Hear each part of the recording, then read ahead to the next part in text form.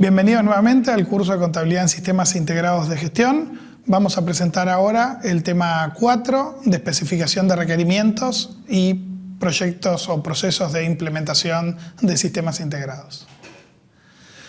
Como verán, es una unidad temática muy abarcativa que vamos a tratar de focalizarla en el rol de los contadores y en particular en la definición de requerimientos que tienen que ver con la información contable.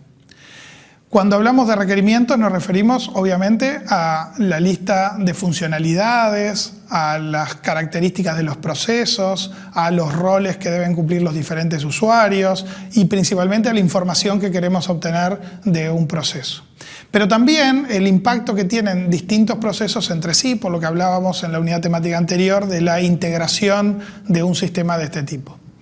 Pero antes de comenzar con esto, deberíamos plantearnos el vínculo directo que tiene que existir entre la estrategia de la organización, la visión y la misión de la organización con la incorporación de tecnología.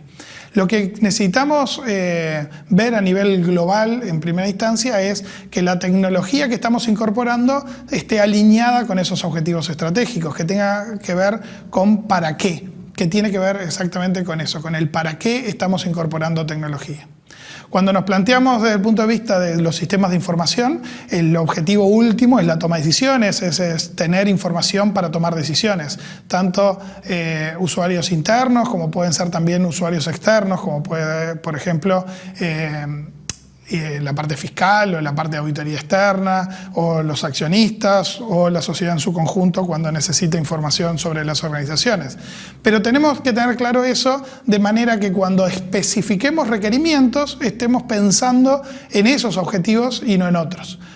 Una cosa que se da bastante comúnmente en las organizaciones es que cuando incorporamos tecnología lo que hacemos es automatizar los procesos existentes sin darnos demasiado tiempo a pensar el por qué teníamos esos procesos de esa manera. Entonces, por ejemplo, podríamos tener controles que existían cuando el proceso era manual o no había un software adecuado,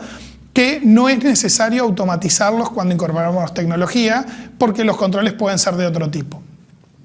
El ejemplo más claro que podemos pensar en ello es cuando teníamos una facturación manual. Uno de los elementos que deberíamos controlar, por ejemplo, es el control físico de los papeles preimpresos, es decir, de los formularios preimpresos de factura, porque eso tenía un valor legal en sí mismo. El papel en blanco preimpreso, prenumerado, tenía un valor en sí mismo porque generaba, digamos, un compromiso fiscal en su uso. Pero cuando hablamos de factura electrónica, la factura se imprime en papel en blanco, por lo tanto el control físico del papel ya no es relevante. En la facturación manual en papel, el control tenía que ver también con quién facturaba y qué cosas se facturaban, porque podíamos pensar de que el completar una factura era una tarea manual de una persona. Cuando estamos en un sistema integrado de gestión y la facturación es electrónica, la facturación forma parte de un proceso que está automatizado y por lo tanto lo que nos tenemos que asegurar ya no es el quién, sino el cómo se completa esa factura en forma automatizada. Pero simplemente son ejemplos para pensar en cómo el incorporar tecnología puede hacer también cambios importantes en nuestros procesos de control. Y por lo tanto, cuando hablamos de requerimientos, no es solo contar cómo hacemos hoy las cosas, sino también pensar cómo vamos a hacer las cosas a partir de la incorporación de este sistema.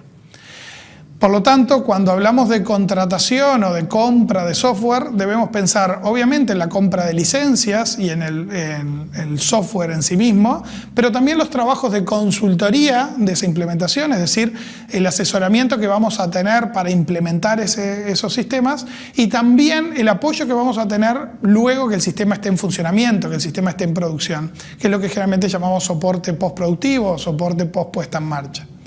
Por lo tanto, debemos analizar esto como un proceso complejo realmente, que tiene que ver con definir cuáles son nuestra situación actual, cuáles son los procesos que queremos incorporar al sistema, definir cuáles son los cambios en esos procesos en relación al software que vamos a estar utilizando y conseguir los socios adecuados para eso. porque vamos a tener que tomar decisiones sobre cómo va a funcionar nuestra organización a partir del sistema que estamos implementando y seguramente no conocemos el sistema en detalle. Por lo tanto, precisamos a expertos en ese software que nos ayude a entender cómo impacta nuestra organización.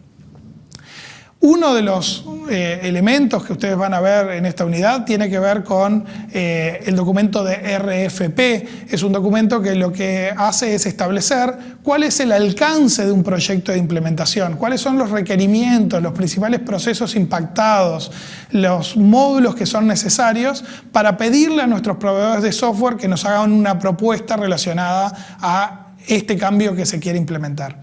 Allí el desafío es bastante importante porque vamos a estar diciendo qué es lo que queremos y este documento va a recoger el alcance del proyecto y por lo tanto lo que esté en ese documento es lo que se va a implementar y lo que no esté allí sin duda no va a estar incluido. Por lo tanto, los usuarios de la información, los usuarios de los sistemas contables y de los sistemas integrados de gestión, vamos a tener que trabajar mucho en ese documento para asegurarnos que cubra nuestra funcionalidad.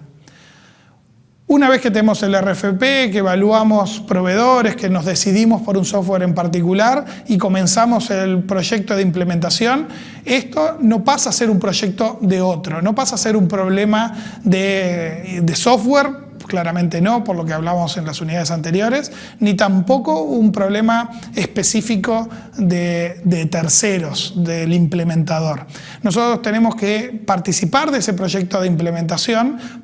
en las distintas fases para asegurarnos la calidad del producto final. Esto tiene que ver que vamos a ver una etapa de diseño conceptual donde se van a especificar las funcionalidades y nosotros tenemos que tener un rol activo claramente en esas definiciones. Después va a haber un proceso de implementación en sí mismo, donde se configura el sistema o se desarrollan las funcionalidades que falten y también deberíamos tener un seguimiento importante de eso para asegurarnos de que el producto final se parezca a ese diseño conceptual o a esos requerimientos que establecimos al inicio. Y finalmente, en toda la parte del tramo final de la puesta en marcha, lo vamos a ver seguramente en alguna presentación vinculada a metodología, es importante que los usuarios, que los contadores participemos activamente para que, por ejemplo, la migración desde sistemas legados, la capacitación de usuarios finales, en la validación de todo el sistema previo a su puesta en marcha, tengamos un rol activo que nos permita asegurar la calidad. En otro elemento importante que tiene que ver con proyectos de este tipo, tiene que ver con los roles de usuario, tiene que ver con cómo definimos qué hace cada persona con el nuevo sistema. Seguramente pasar de un sistema manual a un sistema informatizado implica cambios importantes, pero también cuando migramos de un sistema a otro nos vamos a encontrar cambios en los roles de los usuarios y en su participación y en oposición de intereses. Tenemos que, por un lado, los procesos pensados desde un punto de vista tradicional, por otro lado, las características específicas del software que estamos utilizando y alinear esos dos conceptos y pensar en cómo resolver algunos problemas de, por ejemplo, oposición de intereses o de supervisión o de autorización de determinados procesos, implica conocer la herramienta que estamos utilizando, pero sustancialmente tener claro cómo es nuestro proceso a nivel de gestión. Otro elemento final que me gustaría mencionar tiene que ver con la auditoría interna, con la gestión de riesgos y controles. Nosotros debemos conocer cuáles son esos puntos de control que se pueden establecer en el sistema. Tenemos que ver cuáles son los riesgos que estamos asumiendo, por ejemplo, en función de la cantidad de usuarios que tenemos o en función del para qué queríamos este sistema que estamos implementando.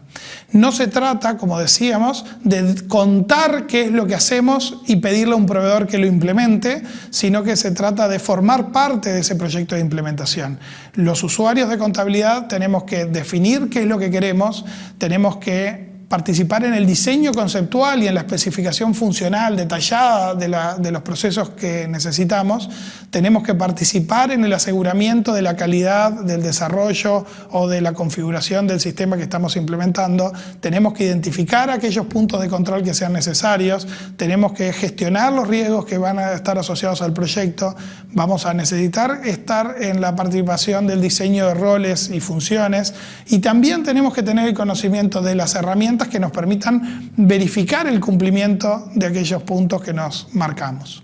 Esto es lo que vamos a estar desarrollando en esta unidad temática 4, vinculada a la especificación de requerimientos, pero también a los proyectos de implementación.